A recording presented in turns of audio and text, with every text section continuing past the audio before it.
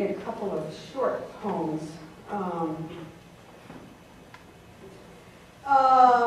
One of the books in here, that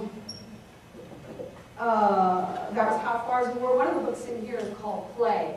And what these are 7-minute poems from an exercise that I do with my students, an exercise that comes out of writing down the bones. Oh, what's her name? Thank you, Natalie Goldberg's Writing Down the Bones. Thank you very much. Wonderful book for any writer. But anyway, so this is the poem from there. This is, I was talking, we were talking earlier about how difficult it is. I was mentioning PTSD, post-traumatic stress syndrome, and you have whole cultures with post-traumatic stress syndrome that's being passed down from the conquest,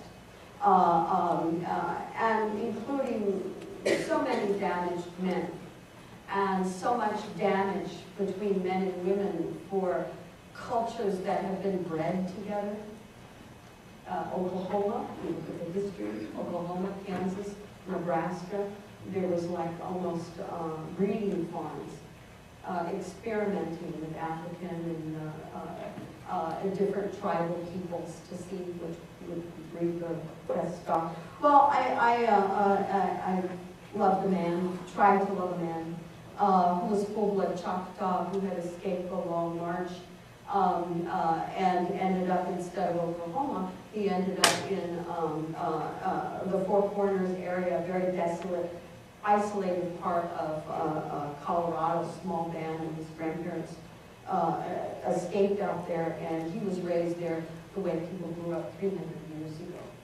A place outside of Mesa Verde in Colorado, Four Corners area, that was just a number on a map for a helicopter to get there. So this is the poem, Tiny Shadows of Leaves. You were born on a patch of dirt, named for a grid of uncharted desert. Your grandparents fled the Long March and disappeared into blood canyons rather than stand disappeared and bloody. Your mother never washed a dish in her life, but pressed the spines of a cut cactus together, which dried into bowls. Your sutures never healed when you lost them both. Your father's heart too small, your mother's heart too large.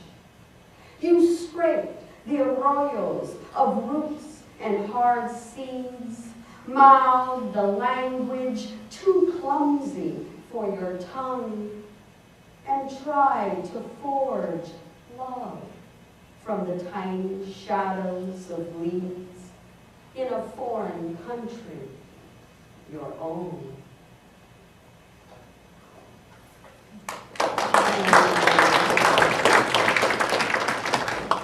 Now we're going to do something fun. We're going to change the mood here. I have a brand new book that's just coming out from Wings Press, the same that did my other book. And I have a brand new book called 100 100-Word Love Poems. I go to this special site and I get a word every week. I don't know what the word is going to be. And with this word, I have to write you write 100 words. It's like a writing prompt, and most people write, little prose things. And because I'm a poet, I thought, okay, I have to write a 100-word poem. And it's got to be a love poem, So I just had, so one day the word was latitudinarian. Can you imagine writing a love poem called latitudinarian? Well, anyway, so I have 100 of these, and what's your favorite number? Give me a number. 77. 77. 77. The word was noisy. 100 words to a noisy you. Man, I want you noisy. Noisy as a room full of squawking saxophones, noisier than a bagpipe convention in Glasgow. I want you to make some noise for me, because of me. I want you pealing and babbling in tongues. I want to toll you as I roll you, sound test you, and check your mic. Baby, I want to crank it up to 100. I want us to keep the cats up all night. I want your heart on a Marshall amp. I want to bear all the bows of you down to the bone. Let me hear your love.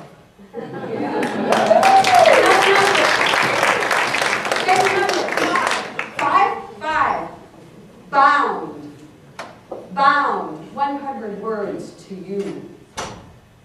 I want to dedicate this to a special couple, Douglas and Holly, who are celebrating their 10th anniversary Thursday, and came all the way over here for this reading, and as part of their anniversary celebration. So this one goes out to you. Bound, 100 words to you. I was bound to love you, bound by the possibilities of you, the sea under your stars, the long rehab loving the lit bed of your making, the way you love all those places of swell and salt, thrust and gush. I was bound to follow your crumbs, the leftover pillars, the awestruck wake. I'm bound to travel across the length of your languorous continent, bounding through the map of you, lost in the promise, wet haze of your gaze, propelled by what gazes back. You, your spirit-hardened heart, words whipping into bindings, me bound to say it, transformed by you.